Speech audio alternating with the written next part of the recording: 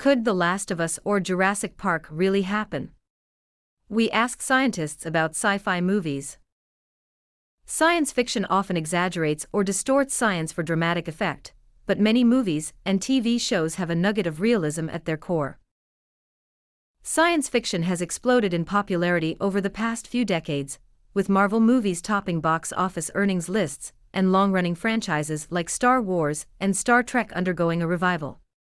But it isn't just the entertainment-seeking public that loves science fiction, so do scientists, many of whom were inspired to get into their fields because of science fiction they watched as kids.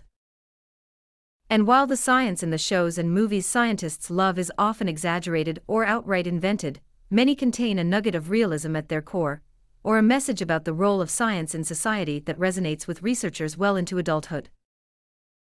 In many of these movies, there is one overarching thing that is real, says Marshall Shepard, a meteorologist and climate scientist who directs the University of Georgia's Atmospheric Sciences program.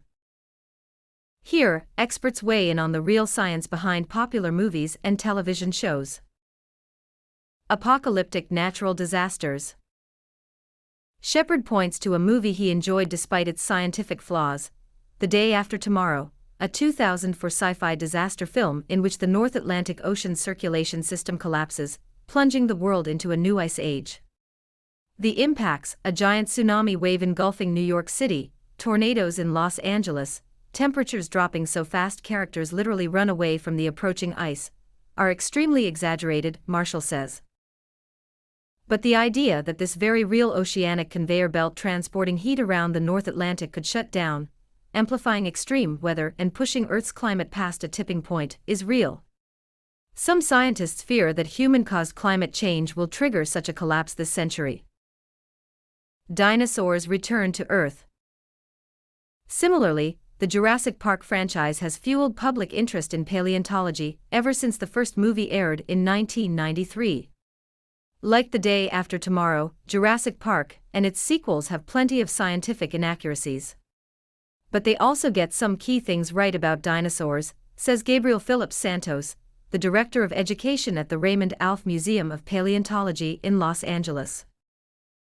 Beginning in the first movie, Santos says, T-Rex walked with a realistic gait, its tail sticking straight out, and its body parallel to the ground, despite earlier pop culture depictions of a more Godzilla-like T-Rex that stood upright with its tail trailing behind.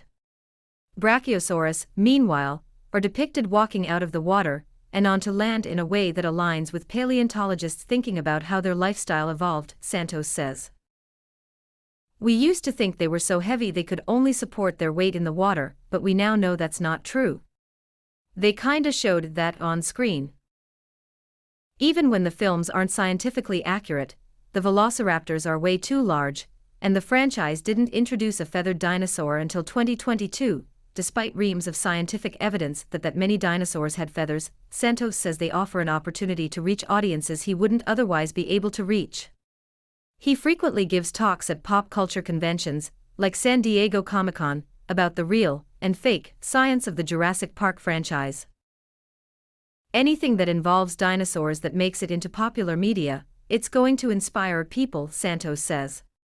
It can inspire them to go to a natural history museum and learn more. If they decide to go into the field, that's amazing. Space travel. The Star Trek franchise, which has inspired multiple generations of kids to become astronomers and space explorers, likewise blends real science with a healthy dose of exaggeration.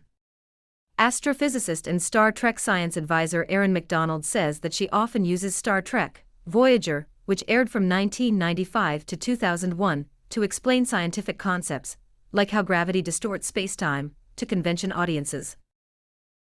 It's surprisingly a really science-heavy show, McDonald says. McDonald, who earned her PhD studying gravitational waves before pivoting to a career in science communication, was first hired by Star Trek to come up with a scientific explanation for the burn, a cataclysmic event introduced in Season 3 of Star Trek, Discovery, in which all of the galaxy's active dilithium goes inert, rendering warp travel impossible.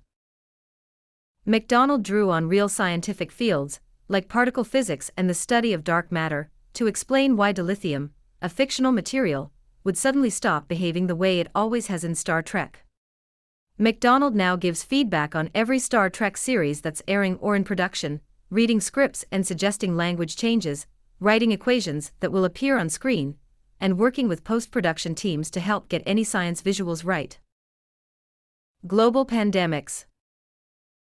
The 2011 biodisaster thriller Contagion also solicited input from scientists, and it shows, says Tara Smith, an epidemiologist at Kent State University. In the film, public health officials scramble to research and contain a novel virus that jumped from bats to pigs to humans, rapidly fueling a global pandemic.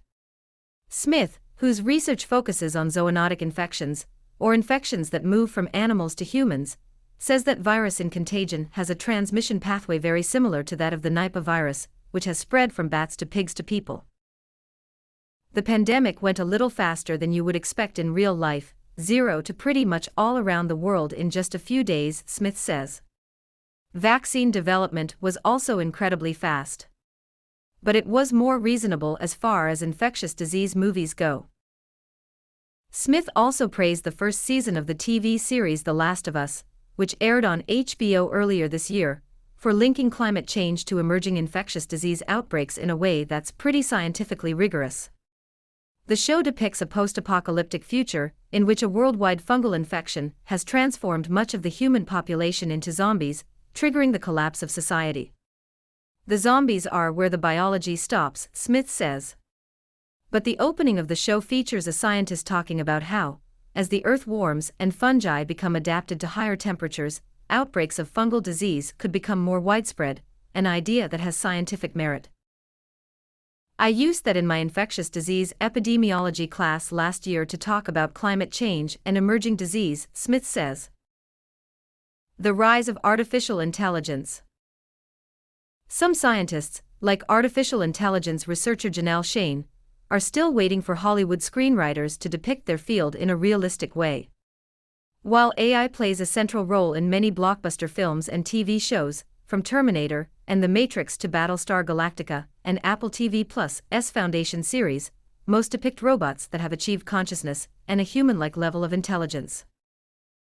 That's a far cry from the AI-based technologies we see in our world today, like Apple's voice assistant Siri and the software that guides self-driving cars. While some forms of generative AI, like ChatGPT, can write essays and tell jokes that feel unnervingly human, in reality, these are still simple programs optimized to do a specific task or set of tasks very well. Science fiction AI is AI that's kind of like a person, or at least as smart as a person even if it has different worldviews and goals, Shane says. And real-world AI is something much more limited. Shane has seen a few examples of realistic AI popping up in recent sci-fi novels, like Robin Sloan's Sourdough. The book centers on Lois Clary, a software engineer at a robotics company who's struggling to teach a robotic arm to carry out specific tasks, and having a very realistic set of problems, Shane says. Suddenly, her life is upended when her brothers gift her a sentient sourdough starter and tell her to keep it alive. It's a great cozy read, Shane says. Especially if you can get a loaf of good sourdough bread to have while you're reading it.